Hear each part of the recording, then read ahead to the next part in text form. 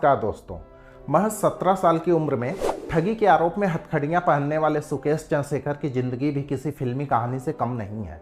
सुकेश चंद्रशेखर ने नेताओं से लेकर बॉलीवुड के सितारों तक को ठगा है। महंगी कारों और लड़कियों के शौकीन सुकेश चंद्रशेखर ने जैकलीन फर्नांडीज, नोरा फतेही जैसी कई अभिनेत्रियों पर करोड़ों रुपए लुटाए, लेकिन अंत में जब उनका पाला पड़ा दिल्ली के ठग के साथ तो सुकेश चंद्रशेखर के तोते उड़ गए। तो आइए जानते हैं कि असलियत में हुआ क्या था।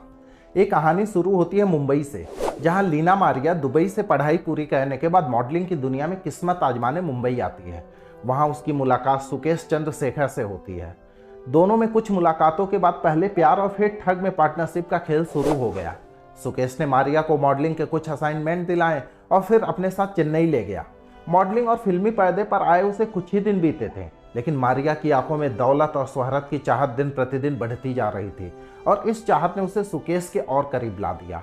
बॉयफ्रेंड पहले से ही ठगी के धंधे में माहिर था। चालबाज हीरोइन साथ आ गई तो धंधा और चल निकला। दोनों मिलकर ठगी के इस जाल को बुना करते थे और इन सब में मारिया को ग्लैमरस मुहारा बनाकर पेश किया जाता था, जिसमें अब मारिया को भी मजा आने लगा था। और एक दिन ठगी के पार्टनरशिप के साथ साथ दोनों शादी करके जिंदगी के भी पार्टनर बन गए। हमारे यहाँ एक कहावत है कि अगर लड़का बिगड़ गया हो तो उसकी शादी करा दो, वह सुधर जाएगा, लेकिन यहाँ उसका उल्टा हुआ। सुकेश और मारिया शादी करने के बाद ऑर्गेनाइज तरीके से ठगी को बुलंदी की ऊंचाइयों पर पहुंचाने लगे। सुकेश चंद्रशेखर ने तमिलनाडु की एक बड़ी राजनीतिक पार्टी से लेकर केनरा बैंक तक करोड़ों रुपए की ठगी किया, जिसमें कई बार उसकी गिरफ्तारी भी हुई, लेकिन सुकेश को जेल की आदत सी हो चुकी थी। बार बार गिरफ्तार होकर जमानत पर बाहर आ जाना उसका रूटीन बन चुका था। सुकेश चंद्रशेखर की हिम्मत बढ़ती जा रही थी। 2021 में जब उसके महाठगी के कारनामों की परतें खुलनी शुरू हुई, तब लोगों को पता चला कि नटौल लाल के छोटे भाई ने इस दुनिया में गृह प्रवेश कर लिया है। दरअसल रेनबैक्सी कंपनी के मालिक शिविंदर सिंह जेल में बंद है। जेल में बंद बिजनेस टाइकून को जमानत दिलाने के नाम पर सुकेश ने शिविंदर सिंह की पत्नी अदिति सिंह से भारत सरकार के कानून सचिव बनकर बात किया। सुकेश ने अदिति सिंह को यह विश्वास दिलाया कि वह प्रधानमंत्री कार्यालय से बोल रहा है और अगर अदिति सिंह पार्टी को फंड देती हैं तो उसकी एवज में रेनबैक्सी के मालिक शिविंदर सिंह को जेल से बाहर निकलवा देगा। सुकेश पर विश्वास करके अदिति सिंह ने गहने, जायदाद और रिश्तेदारों से लोन लेकर 200 करोड़ से ज़्यादा रुपए इसको दे दिए। जिस समय यह 200 करोड़ की ठगी हुई उस समय सुकेश दिल्ली के रोहिणी जेल में बंद था और दिल्ली पुलिस के अनुसार सुकेश ने जेल के अधिकारियों को हर महीने 1.5 करोड़ रुपए देता था ताकि खुलेआम जेल के अंदर उसकी अय्याशी और रंगदारी चल सके। पैसों के दम पर सुकेश ने अपने लिए अलग बैरक की व्यवस्था भी करवा लिया। साथ ही मोबाइल, लैपटॉप भी उसकी सेवा में हमेशा उपलब्ध रहते थे। सुकेश चंद्रशेखर यहीं पर नहीं रुका। जब पास में अथाह पैसा हो तो अय्याशी अपने पास ही आ जाती है। इसलिए सुकेश ने बॉलीवुड की हीरोइनों को अपने जाल में फांसना शुरू किया और जिसकी पहली शिकार बनी नोरा फतेही।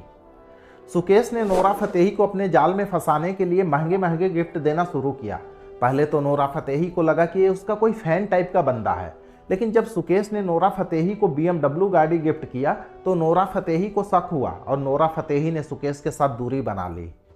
उसके बाद सुकेश की अगली शिकार बनी जैकलीन फर्नांडीज। सुकेश ने जैकलीन फर्नांडीज का साथ पाने के लिए जैकलीन के परिवार वालों की मदद की। साथ ही जैकलीन को बड़ी बड़ी गाड़ियां, चार्टर्ड प्लेन से आना जाना और एक 52 लाख का घोड़ा गिफ्ट किया। जैकलीन फर्नांडीज सुकेश से इतना प्रभावित हो गई थी कि वह उन्हें अपने सपनों का राजकुमार मानने लगी थी और सुकेश से शादी रचाना चाहती थी।